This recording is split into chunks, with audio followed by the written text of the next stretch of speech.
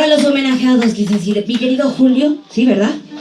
Y mi querida Verónica, reciban ese detalle con muchísimo cariño en ese día tan especial.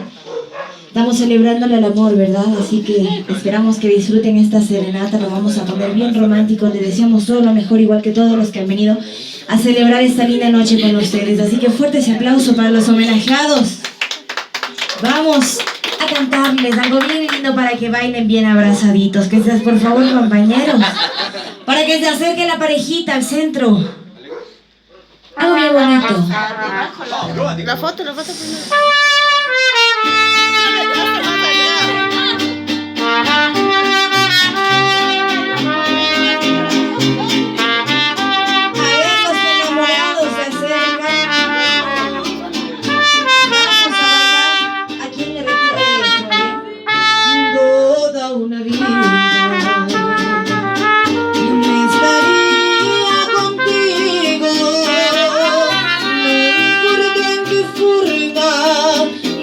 Ni dónde, pero junto a ti toda una vida estaría amando, estaría cuidando como cuida mi vida, que la cuido para ti. No me cansaría de decirte siempre, para siempre, siempre.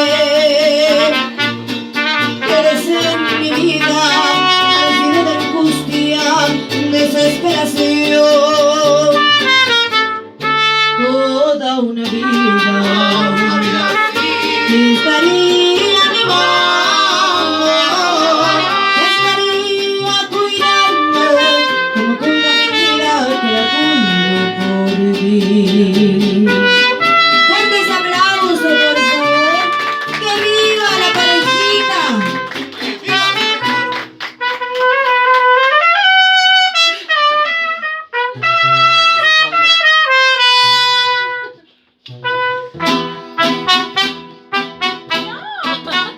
No sé qué tienen tus ojos, no sé qué tiene tu boca, que domina mis antojos y a mí no sé cómo fui a quererte, ni cómo te fui adorando, me siento morir veces.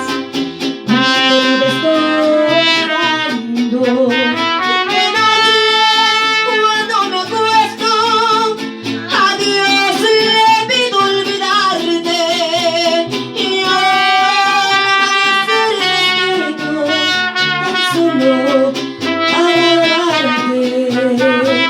Gracia tienen tus labios, que cuando me besan tiemblo, y así que me siento esclavo y amo.